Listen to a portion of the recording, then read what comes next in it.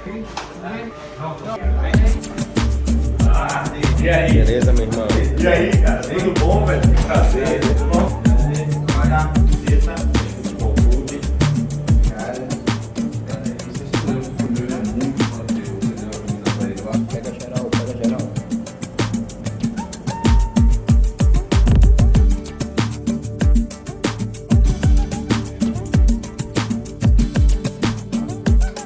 Essa canequinha também é pra você. Esse aqui? É. Bom, o homem já chegou aqui, né? Como vocês viram, com toda a simpatia.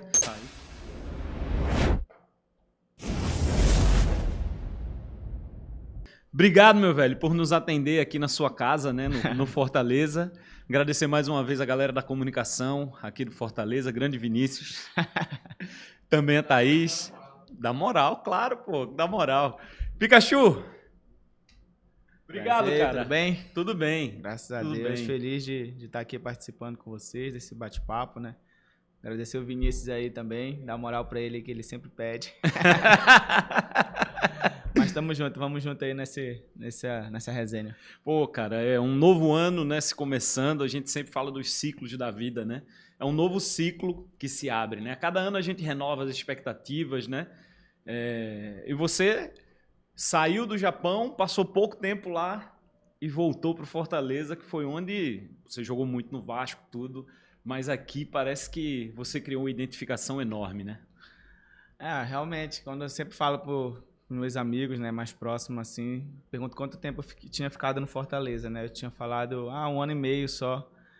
Aí todo mundo fica espantado, porque realmente parece que eu tô aqui há muito mais tempo, por tudo que a gente viveu aqui, né, nesse período de 1 ano e meio aí de conquista, de coisas importantes, tanto individualmente, coletivamente, no caso que a gente conseguiu uma vaga na Libertadores. Então, parece que você tem muito mais do que 1 ano e meio, né? E quando eu falo que é só 1 ano e meio, todo mundo fica espantado, mas realmente me sinto muito bem aqui, fui muito bem acolhido desde a minha chegada, né? Agora nesse meu retorno também, muito bem recebido por todo mundo, e eu espero corresponder tudo isso dentro de campo, dando alegria ao nosso torcedor. O que aconteceu lá no Japão? Você geralmente passa muito tempo nos clubes, né? Foi assim no Paysandu, no Vasco, e lá você ainda tinha um contrato maior, tá vindo por empréstimo, ainda tem um contrato maior. Você não conseguiu se adaptar? Olha, lógico que a adaptação não foi como eu esperava. Eu queria esse desafio na minha carreira, né?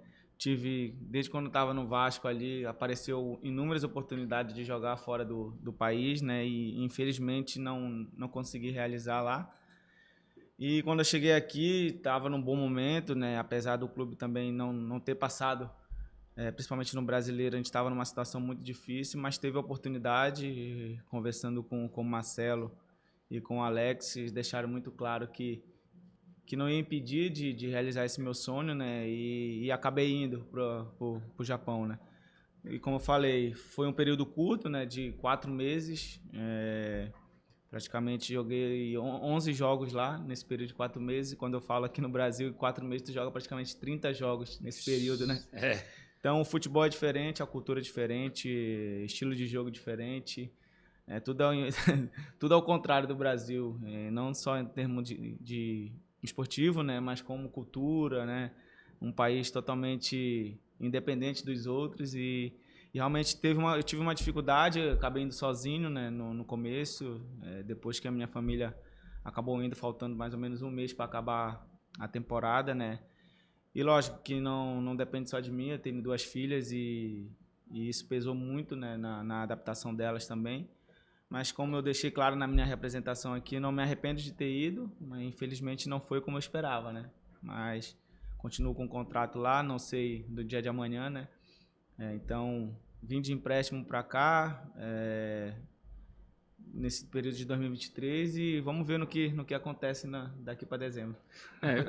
Lá tem o técnico é o Zé Ricardo, né? Lá a comissão era brasileira e tinha mais 5 jogadores brasileiros. Quem eram os caras que estavam lá? Você lembra? O Thiago Santana, que acabou sendo o artilheiro do campeonato, mesmo o time brigando lá embaixo. Carlinhos, Ronaldo, que é o que foi mais cedo, mais recente jogador que foi para lá, que é da base do Flamengo. E o Valdo, que jogou até no Ceará também.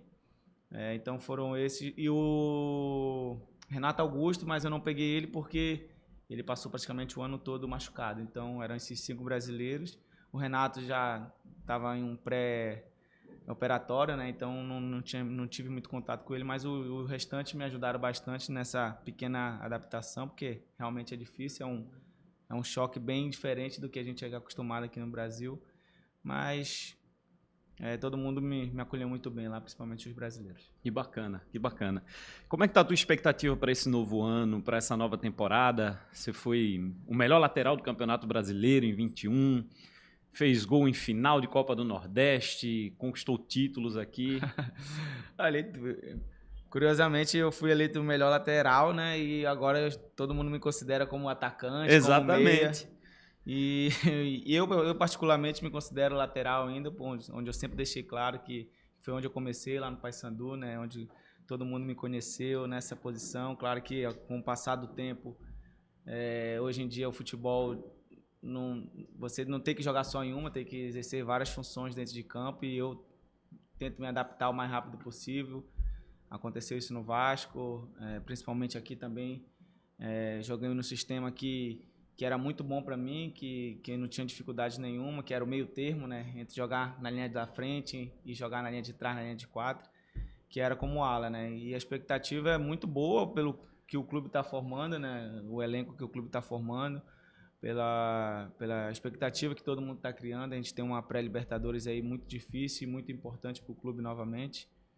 E a gente tem que se preparar da melhor maneira, né? Defender também o título da Copa do Nordeste, que é importante, conseguir o pentacampeonato estadual, que vai ser inédito para o clube, e a gente quer entrar para a história conquistando esse penta, né? Então tem várias coisas importantes em jogo durante esse primeiro semestre, como a gente coloca, né? 3 competições importantes. Copa do Brasil, né? Aí depois tem a Copa do Brasil, que a gente entra na terceira fase, mas agora não me lembro qual é o período que a gente vai jogar, né? Mas a princípio a gente vai ter essas 3 competições importantes e a gente está se preparando da melhor maneira aí para ir bem em todas. Quando você chegou aqui, né, vindo do Vasco, você conseguiu muitas coisas, né? A torcida conseguiu ganhar o carinho da torcida de uma forma muito rápida, né? Já era um cara conhecido nacionalmente. Mas é diferente jogar aqui no Fortaleza em relação aos outros clubes, porque você vem de centros que tem uma paixão enorme, né? Belém é um absurdo o torcedor de Belém. No Rio também. E aqui não é diferente, né? Olha, eu sempre falo que o time ali do Sul e Sudeste, eles podem ter maior torcida por conta de números, né? Mas assim, o fanatismo que os clubes do Nordeste têm é impressionante. A gente vai jogar a Copa do Nordeste aí fora de casa, estádio lotado, com todas as torcidas fazendo muita festa. E a nossa não é diferente. Parece que todo jogo que tem no Castelão é uma festa diferente, né? Que a nossa torcida proporciona para todos nós jogadores, né? E até para o mundo todo, como foi no caso da Libertadores, né?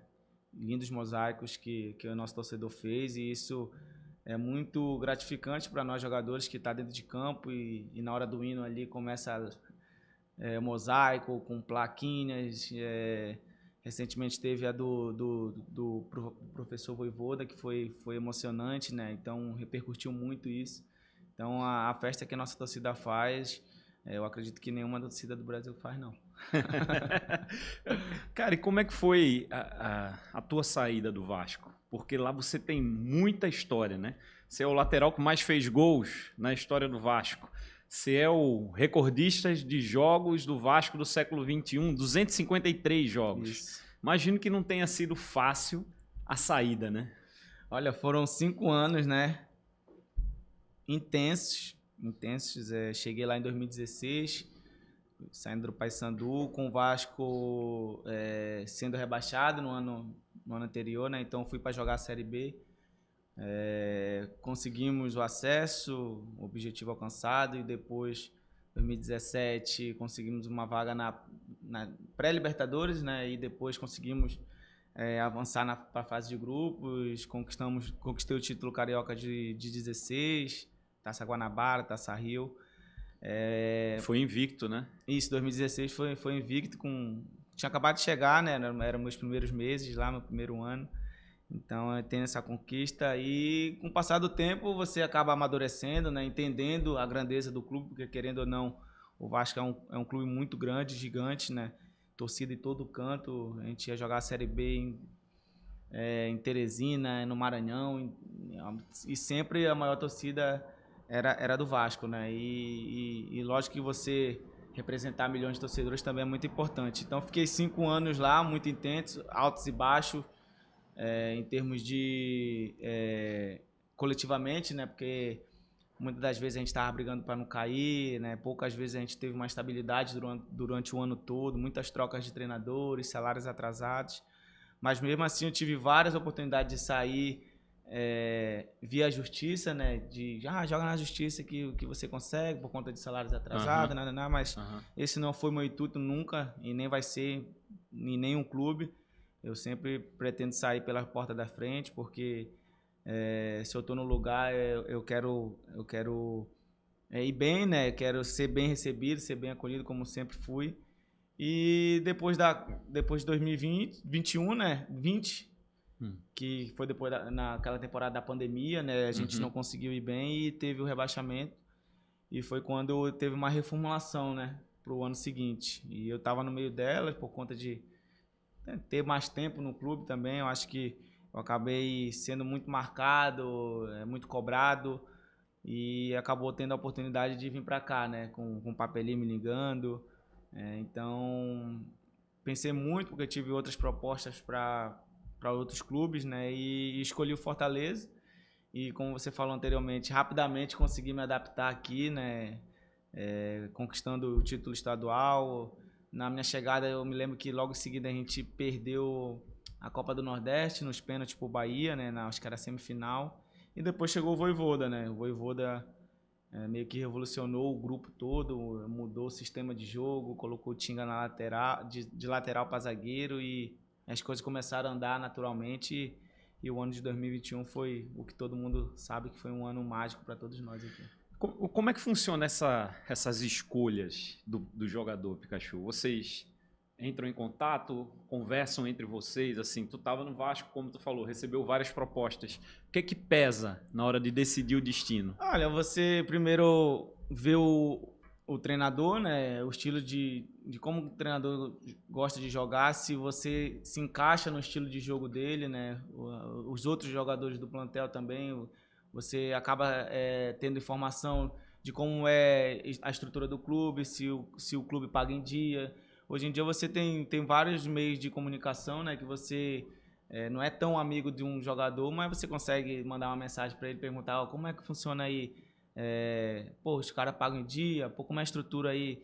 E aqui, vários jogadores que eu joguei, principalmente no Vasco, no Paysandu, passaram por aqui, sempre falaram bem, que é um clube que vinha crescendo, né, depois da chegada do Marcelo, é um clube que colocou objetivos e vinha cumprindo, né? Então não é à toa que o clube vem crescendo durante esses anos, né? Desde da série B ali. Então vem crescendo cada dia mais e sempre recebi ótimas notícias, né? Boas referências. E aí, lógico, também tem a parte familiar, né? Junto com a família, se concorda ou não, adaptação de escola, muda, é muita coisa, né? Se fosse um jogador solteiro é muito mais fácil. Eu solteiro, moro só e tal. Então, eu tenho esposa, tenho filho, então não cabe só a mim decidir o meu futuro. Apesar de que, lógico, que a decisão final é minha, né? Mas com orientação, com o apoio de todo mundo, você acaba tendo um pouquinho mais de tranquilidade para decidir o melhor destino. E aqui foi... E graças a Deus deu certo, né? Graças a Deus, né? E tá dando, né? Tá dando. Pô, você jogou com vários técnicos, né? Trabalhou com vários treinadores, mas acho que a figura mais emblemática, assim, né? Em termos de futebol brasileiro, mais antiga, é o Vanderlei Luxemburgo, né? Todo mundo tem uma história do Vanderlei Luxemburgo para contar. Ele é um cara... Não é à toa que conquistou tudo que conquistou durante toda a carreira dele, né? Eu peguei ele em 2 passagens, né? Ele foi 19 e 19 20 depois voltou, 20, né? No 20 ele chegou ali na reta final, faltando Sim. acho que uns 5, 6 jogos ali para 2020. Mas 2019 foi o ano que a gente trabalhou mais tempo, né? Onde a gente quase consegue, na verdade, uma vaga na pré-Libertadores, onde ele chegou, a gente estava na zona de rebaixamento. E ali a gente teve uma arrancada impressionante ali, que chegou até a brigar por Libertadores. Mas no final a gente acabou ficando com a Sul-Americana, mas falando dele, pô, um cara, nossa, muito engraçado, um cara que cobra muito, que xinga muito, né? Todo mundo fala. Não tem filtro, não. Não tem filtro, é toda hora chamando palavrão, te cobrando, errando seu nome. Ele errava teu nome, velho. Ele errava muito o nome. Não o meu era tranquilo. Mas, por exemplo, tinha Marquinhos e tinha Juninho, então ele trocava direto, né? E todo mundo ria e não podia rir na frente dele, né? Ah, tem isso? Mas era um cara bem tranquilo que sabia a hora de brincar, sabia a hora de trabalhar e sabia a hora de cobrar, né? Então, é um gerenciador de grupo ali top, né? Que como eu falei, conquistou tudo que conquistou na carreira, né? Um dos poucos brasileiros que treinou o time europeu e principalmente Real Madrid, né? Então, a gente tem que respeitar toda a história que ele tem, mas foi um cara que eu tento pegar um aprendizado de cada treinador com que a gente trabalha, né? Apesar, muitas das vezes, às vezes o treinador fica 2 meses, 3 meses no máximo, né? Isso dificulta mais, mas com aqueles treinadores que a gente praticamente passa um ano todo trabalhando, uma temporada toda, você consegue pegar algo positivo e que possa acrescentar para a sua carreira, né? E com ele também não foi diferente. É um cara que exige muito, né? Então, ele contava várias histórias no tempo que ele treinava Edmundo, Marcelinho, os caras da seleção todinho, né? História de Real Madrid lá. Então, você acaba escutando muito, né? E tentando te encaixar no perfil dele, mas foi um cara tranquilo que gosta da resenha também. Já teve muita resenha contigo, ele, né? Gosta muito da resenha, de vez em quando ele fazia um churrasco pra gente, né? Ele gosta do churrasco, por exemplo, semana cheia assim de trabalho, reunia todo mundo, os funcionários, chamava até o presidente, falava, ó, hoje o treino vai acabar mais cedo, que depois do treino vai ter um churrasco pra gente aqui pra se reunir, confraternizar. E ele ganhava todo mundo nisso, né? Então, ele reunia muito o grupo, por isso que eu falo, pra gerir grupo, ele foi um dos melhores treinadores que eu peguei. Pô, que legal, que história bacana. E ele ia lá pra fazer o churrasco mesmo? Não, ele chamava o amigo, né? dele que tocava o pagode, o cantor, e chamava fulano, chamava ciclano. Mas é um cara que gostava de estar junto com todo mundo, né? Não só jogadores, mas como os funcionários também, era importante pra ele. Pô, que legal, que legal. Aí você cria uma unidade muito ele forte, né? trabalhou ali em Recife também, né? Trabalhou. Deve ter história dele também. Tem muita. Aquele ali conhece bem o homem, Chiquinho. Né, Chico? Figuraça, né? Figuraça. Um dos melhores, realmente. Pô, figura, pô. Pô, e assim, né? Você começou no futsal, né, cara? Eu comecei no futsal. Começou no futsal, na Tuna Luso. Jogou com o Ganso. Tem muita história, né? Não é que eu joguei com o Ganso, porque assim, como ele é mais velho que eu, ele era uma categoria acima. Então, no futsal, quando eu comecei com 8 para 9 anos, e o Ganso já, eu acho que ele é 2 anos mais velho que eu, 3. Então, era uma categoria acima. Só que o nosso treino era 4 da tarde, o dele era 5. Então, de futsal. De futsal. Aí, de vez em quando, uma vez na semana, tinha um amistoso de categorias. Tipo, sub-13 contra sub-15, sub-15 contra 17. Então, muitas das vezes, nesse encaixe aí, a gente jogava contra a categoria dele. Então, mas assim, a gente, o carro do horário era próximo, então, muitas das vezes, eu via o Ganso lá treinar. Às vezes, o meu treino era depois do dele, ou o dele era depois do meu. Então, meio que tinha isso. Aí, só que o Ganso saiu muito cedo, né? De Belém, ele foi pra base do Santos, acho que antes dos 15 anos. E eu fiquei no futsal da Tuna, depois eu fui pro campo da Tuna, passei um ano no futebol de campo da Tuna, e depois eu fui para Paysandu, com 13 anos. Aí do Paysandu, fiquei dos 13 até meu profissional lá, meu último ano de profissional, que foi em 2015. E você tem muitas histórias marcantes jogando pelo Paysandu. Título estadual invicto também, né? Sim. Pelo Papão. Se não me engano, o Dado Cavalcante era o técnico. Não, nesse ano, 2013, era o Lecheva. Era o Lecheva. Era o Lecheva. Aí, Teve Dois acessos, eu tive 2 acessos lá, 2012 e 2014, que não é título, né, mas eu como se fosse, considero muito importante, né, porque meu primeiro ano de profissional, o parceiro estava na Série C, brigando há anos para subir, às vezes nem se classificava, e no ano anterior o presidente fez um orçamento muito grande, acho que era o maior da história do clube, uma folha salarial de, sei lá, quase 2 milhões de reais, então foi um baita de um investimento e acabou que não deu certo, o time não se classificou. E depois que acabou a temporada, o presidente falou, não tem mais dinheiro, não tem mais como contratar e vamos dar oportunidade para os meninos da base. E aí foi nessa remessa aí de sub-17, sub-20, de garotos de sub-17, sub-20 que subiram. Que ano foi esse? 2012. 2012. Final de 2011 para 2012, né? Certo. E aí subiu muita gente, subiu mais ou menos quase 20 pessoas, assim, de sub-17, sub-20.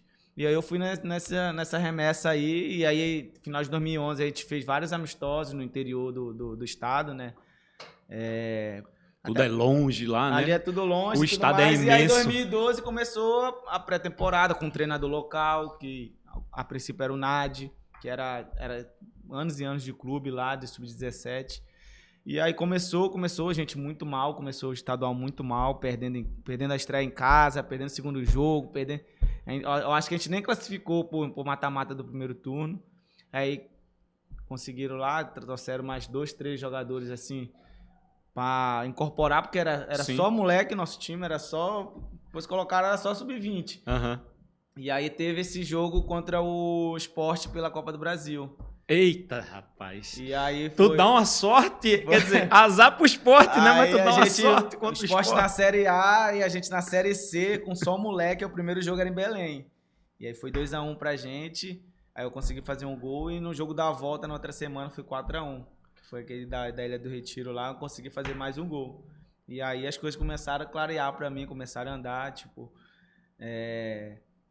Começaram a se encaixar as coisas, e aí Foi depois desse jogo que tudo mudou assim pra você? Mudou porque eu me lembro que foi no começo da temporada, a primeira fase de Copa do Brasil. Sim. É em fevereiro, março, não lembro a data certa. E aí a gente já... E eu me lembro que era o regulamento antigo, que se o Sport ganhasse de 2 gols no primeiro jogo, não tinha o jogo da volta. Então a gente tava muito pressionado para ter pelo menos o jogo da volta, né? Porque o favorito era o Sport estava na Série A. E aí a gente conseguiu classificar. E ali deu uma clareada, tipo, falei, poxa, consegui ir bem, o time também foi bem. E aí a gente coloquei na cabeça que ali seria a minha oportunidade de crescer cada vez mais como profissional. E chegou no final do ano, a gente conseguiu um acesso para a Série B, né? A gente conseguiu um acesso onde ninguém acreditava, né? Com vários meses de salário atrasado no Paysandu, e foi só pelo coração mesmo. Eu vou dar um parêntese nessa história, que nessa época eu trabalhava lá, ainda trabalhava na Globo, né? E, cara, foi o assunto do Redação Sport TV, ainda me lembro disso. Eu entrei lá do Recife, no Redação Sport TV, lá com o André Rizek, e, cara, foi a repercussão. O Iago Pikachu e a dancinha, que a gente tava até conversando antes aqui do Treme-Treme, alguma coisa assim. Nosso ritmo lá é Tecnobrega, né? E aí o nome da música era no Treme-Treme, que na época Treme-Treme, né? Tava fazendo sucesso danado, né? E aí quando a nossa volta também pra Belém, tipo, parece que a gente tinha conquistado um título.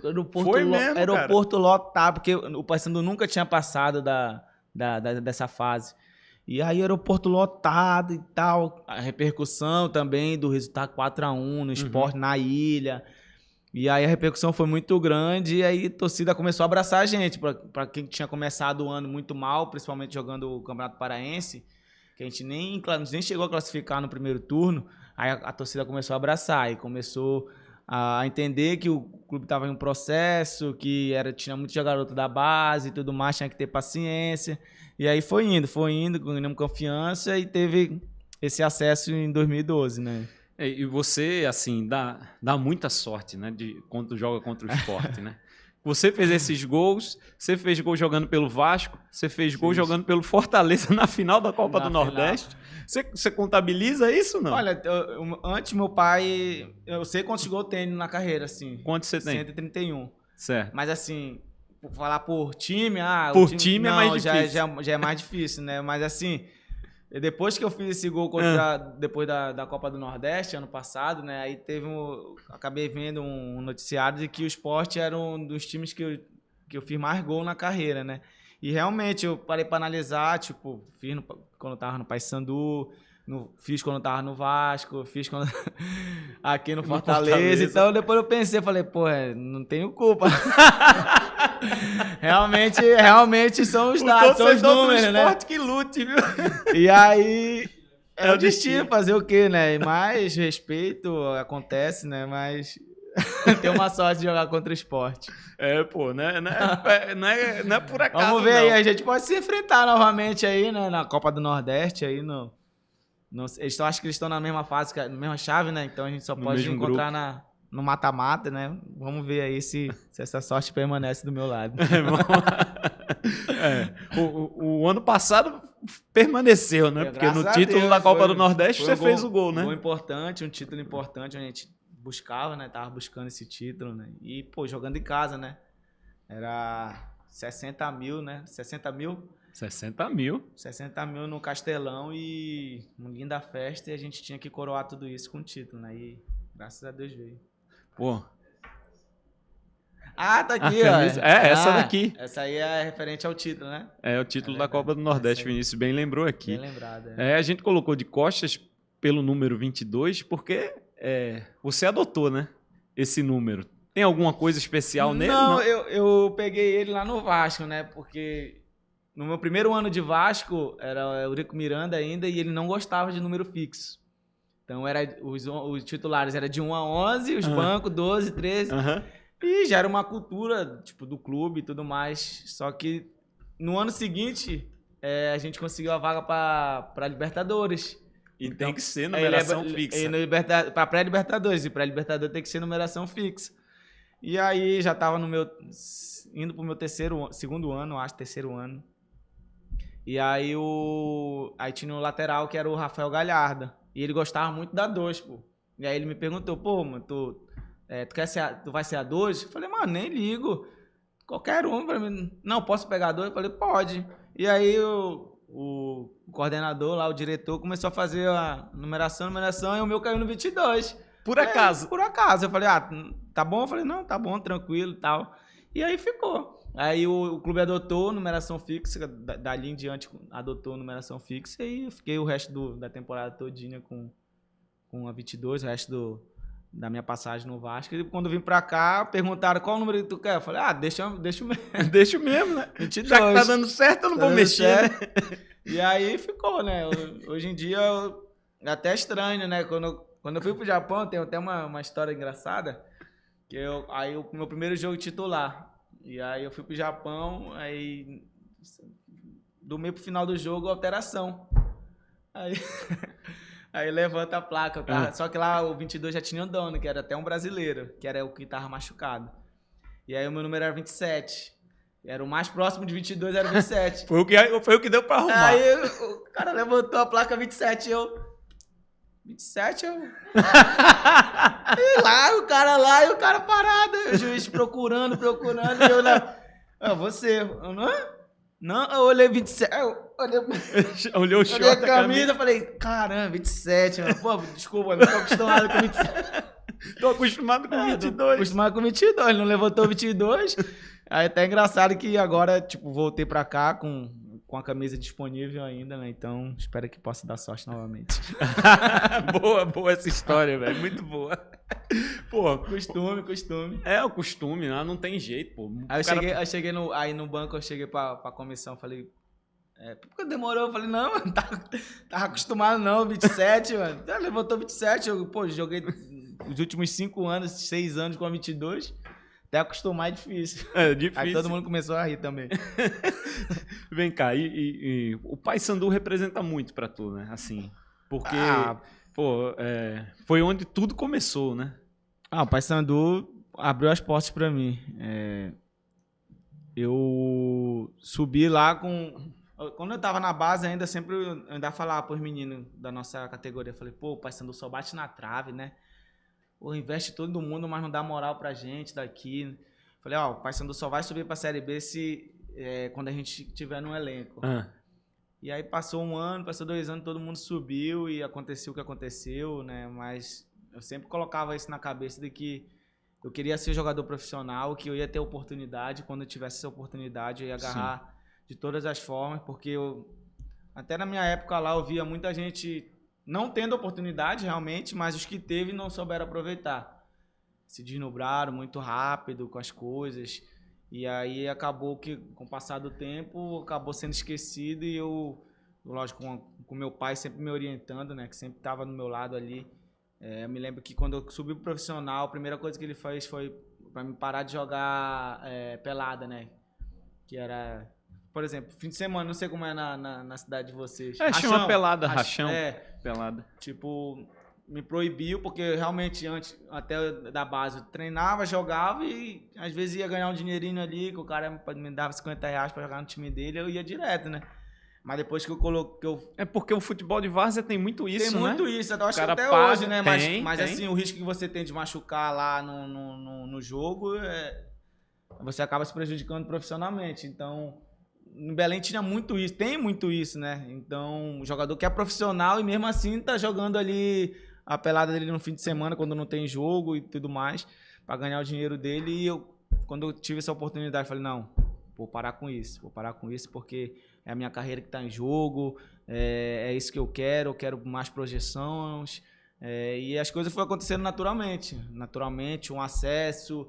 Logo no primeiro ano, e as coisas aconteceram. Eu consegui ser o artilheiro do time, né? Jogando de lateral, 2012, 2015, 2013 também eu fui o artilheiro do time, só não fui em 2014, que foi o Lima, que ele fez mais de 20 gols na temporada, né? E tipo, fiquei 4 temporadas no profissional. Só uma não foi artilheiro. Só em uma não foi artilheiro do time. Isso jogando de lateral. Lá no Paysandu eu jogava realmente só de lateral, não jogava adiantado como hoje eu jogo hoje, como eu joguei no Vasco ali na linha da frente. Então, consegui ir bem lá e por isso que eu sou muito grato ao Paysandu. Toda vez que eu vou lá, tento ir visitar o clube, né? Hoje em dia... Você não vai lembrar, mas eu narrei um jogo lá do Paysandu, não me lembro o ano, você já estava no Vasco. E você foi lá visitar, foi ver o jogo, acho que você estava de férias, alguma coisa assim. Eu acho que foi... Foi na Curuzu esse jogo. Foi na Curuzu, eu lembro, era parada para Copa América, só que só parou a Série A. Exatamente. E o Paysandu acho que estava na Série B e deram alguns dias de folga e eu fui para Belém e coincidiu que tinha o jogo do Paysandu. Eu não lembro contra quem era o jogo, mas eu acabei indo lá, né? Tipo, falar com os funcionários, com os jogadores que na época ainda estavam, desde a minha época. Mas, assim, toda vez que eu vou lá, eu tento agradecer o carinho, né? Sim. Tipo, porque foi um clube que me revelou e eu sempre falo, né? Pretende parar onde? Falei, meus planos é parar no Paysandu. Por tudo que o Paysandu representa para mim, mas a gente não sabe o dia de amanhã, a gente não sabe o que pode acontecer, mas se fosse para me escolher, eu escolheria o Paysandu porque é um clube que eu tenho o maior carinho. Gratidão, né? Gratidão, essa é a palavra. Gratidão por tudo que representa para mim. Assim, Paysandu tá na tua história, o Vasco tá na tua história e o Fortaleza também tá na tua história, né? Você tá começando uma nova página aqui nessa temporada. Mas claro que tem jogos que ficam marcados. Sim. Qual foi o jogo que ficou marcado? Acredito que do Paysandu... Foi esse de 2012 ou foi o contra o Palmeiras? Vocês brigando contra o rebaixamento e o Palmeiras para ser campeão? Olha, essa aí já era 2013, né? Na Série B. E aí, tem vários jogos, né? Eu posso colocar o meu primeiro jogo como profissional, que eu nunca vou esquecer, apesar de ter perdido o jogo contra o Cametá, né? Foi contra o Cametá, no Curuzu, tipo, magrinho. Hoje eu vejo assim os lances, né? Foto, pô, magrinho e tal. Eu falei, não, mas esse jogo é importante. Mas vocês perderam. Eu falei, perdemos, infelizmente, acontece. Mas é um jogo que ali foi o start de tudo. Eu falei, caramba, fiz um jogo como profissional. E, lógico, tem outros, né? Por exemplo, os 2 jogos contra o Sport, a repercussão que teve, né? Tipo assim, o reconhecimento que você teve durante tudo isso. O jogo do acesso de 2012, onde eu consegui fazer gol nos 2 jogos. Foi contra quem? Foi contra o Macaé. No primeiro jogo a gente ganhou de 2-0 em Belém e lá a gente perdeu de 3-2. E aí a gente acabou avançando, né? Subindo. Então esses jogos foram importantes. Esse do Palmeiras, que eu consegui fazer gol também nos 2 turnos, né? Lá no Pacaembu e em Belém. Em Belém a gente ganhou, no Pacaembu a gente perdeu de 3-2. Mas, assim, vários jogos repá que eu disputei lá. O meu primeiro gol em repá também foi importante pra mim. Tanto no Vasco, os jogos que eu fiz marcantes no Vasco, aqui também. No Vasco foi o quê? Aquele jogo contra o Flamengo? Olha, tem aquele 4-4 com o Flamengo, que já era o Vanderlei naquela época, né? Que já foi mais recente, foi 2019. Foi um jogo histórico, assim, que vai ser marcado, vai ser lembrado aí por muito tempo, né? Quando falar desse clássico. Posso falar do meu primeiro gol na Libertadores pelo Vasco, que eu disputei. Aqui também o meu primeiro gol de falta, que eu não consegui fazer um gol de falta no Vasco, e no meu segundo jogo aqui, o meu primeiro gol, quis Deus que fosse de falta. E aí a gente conseguiu uma classificação na Copa do Brasil, né? Os gols contra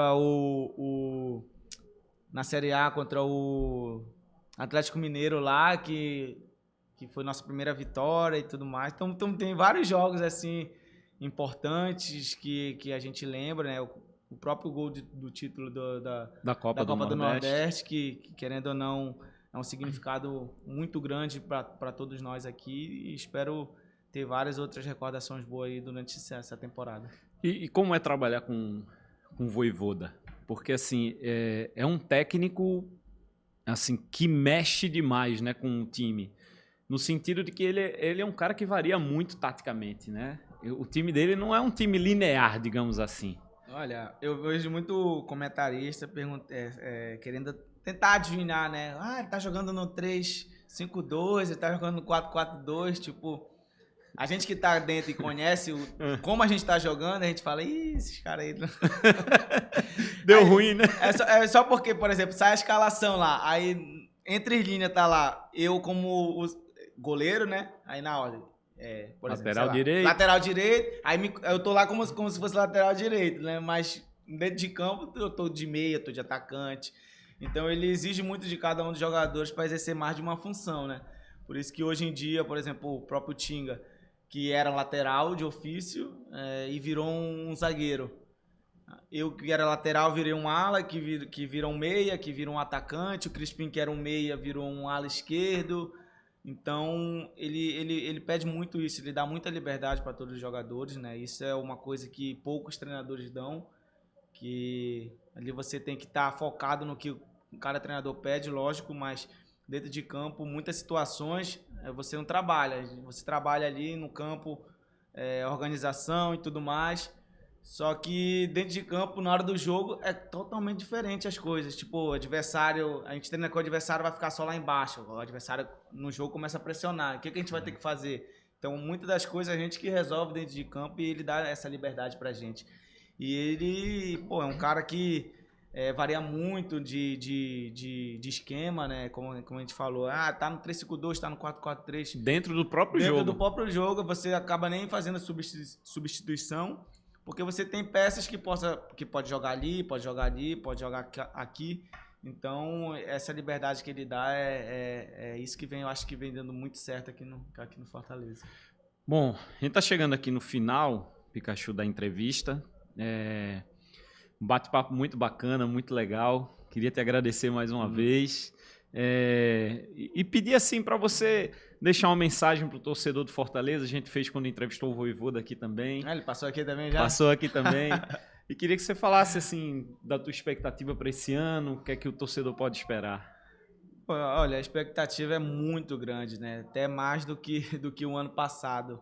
Porque ano passado a gente tinha a Libertadores como uma experiência boa, né? Só que agora a gente sabe lidar com tudo que a gente passou no ano passado, principalmente com a dificuldade, né? Em termos de elenco, não deu para jogar junto o Campeonato Brasileiro, Libertadores e Copa do Brasil, porque é muito desgastante, a equipe viaja muito. Foco também, né? O foco é diferente, acaba sendo diferente, mas pelo que o clube está montando para essa temporada, a gente vai muito tá vindo muito forte nessas competições, principalmente nessa do começo de ano que a gente tem, né, nessas 3, que é Copa do Brasil, pré-Libertadores, estadual e Copa do Nordeste. A gente vai entrar muito forte para defender esses 2 títulos, né, e consequentemente conquistar essa vaga na fase de grupos, né, mas a gente sabe que a gente tem que trabalhar muito. Jogadores que estão chegando aí são jogadores de qualidade, né, e a gente vai tentar se encaixar o mais rápido possível para quando chegar nos jogos realmente importantes, a gente esteja 100% todo mundo. Boa. Bom, eu sei que esse apelido você ganhou lá do futsal, né? Porque era rápido e pequenininho. Baixinho, Mas hoje você incorporou isso, né? Hoje em dia tem tatuagem do Pikachu. Ah, tem, cara? Tem tatuagem. É mesmo, Depois a gente mostra ali. Tá. A gente tem uma tatuagem aqui do Pikachu, vários bonecos. Que legal. Pikachu em casa. Então é uma coisa que realmente... Até quem me chama só de Iago já é estranho, né? Tipo, principalmente no clube. Na rua tudo dá aceito, mas, por exemplo, alguém do clube me chamar de Iago só já é estranho, porque não é comum. Então o Pikachu já levo, né? Minhas filhas também já associaram, né, que o Pikachu sou eu. Tenho uma de 4 anos que já entende principalmente isso, quando a gente foi pro Japão, eu ia perguntar isso agora, porque o Pikachu é de lá e tudo mais. Então, pô, muito engraçado eles falando Pikachu. E aí... Teve identificação legal lá, não? Com isso? Não, lá tem muito disso, né? Tipo, o pessoal na rua, de vez em quando tá com chapéu, ou então uma camisa... De Pokémon? De Pokémon, referente ao Pikachu e tudo mais. Então eu falei, tô em casa. Tamo em casa. E assim, quando eu cheguei, recebi vários presentes também do personagem, do boneco, né? Foi mesmo, cara? Muito legal. Os caras lá são muito carismáticos, assim, eles tentam te ajudar da melhor forma. Então, foi muito legal essa experiência lá, mas o Pikachu, como eu falei, já tá registrado, não tem como tirar, não. Você aprendeu alguma coisa de japonês, não? Nada. Não tem como, né? Além do pouco tempo, né? Tipo, a gente tinha um intérprete, eu andava mais com um brasileiro, óbvio, né? Que me dava ali uma ajuda necessária no que eu precisava. Mas, realmente, é um idioma muito difícil, né? De se aprender tão rapidamente. Se virava lá sozinho, como era? Eu tive que me virar. Eu fiquei 3 meses... 3 meses sozinho, mas com a ajuda dos brasileiros, né? Todo mundo já me indicava onde comprar as coisas, onde tem aquilo, onde tem isso. Mas é difícil. Acabou sendo difícil porque uma experiência nova, uma cultura nova, em outro país. E realmente não foi como eu esperava, mas foi legal. Faz parte, né? Faz parte. Faz aprendizado, tudo é aprendizado e eu consegui aprender com alguma coisa nesse pouco tempo que eu tive lá. E tu fazia como? Pra sair lá, pedir as coisas e tal? Não conseguia ou ia no gesto mesmo? Eu ia muito no celular, no Google, né? Ah, tá. Por exemplo, no mercado. Tinha no mercado na frente, só que assim, pela embalagem tu conseguia saber o que era arroz, o que era feijão, o que era macarrão. Coisa que você não sabia, você ia no Google, ou então ligava pro intérprete e falava, fala com fulano aqui, fala que eu quero isso. Aí o intérprete ia lá, comunicava tudinho, mas... muitas das vezes, quando eu ia sair, eu já saía com um brasileiro que tava mais tempo e conseguia desenrolar melhor que eu. Boa, Pikachu. Rapaz, muito obrigado. Valeu demais. Eu agradeço, demais tamo junto contigo. aí. Então, é um cara muito bacana, muito leve, muito descontraído e, no campo, um craque de bola. Parabéns. Obrigado. E sucesso. Obrigado, eu que agradeço. Espero que a gente possa ter outra oportunidade aí e mandar um abraço para todo mundo também. Valeu. Obrigadão. Meu povo do Cast FC, muito obrigado por acompanhar. Como eu sempre digo, compartilha esse conteúdo aí para que mais pessoas possam ter acesso a ele. Iago Pikachu, uma grande figura, uma grande pessoa aqui, contando um pouquinho da história dele para vocês. Valeu? Até a próxima. Valeu, um abraço.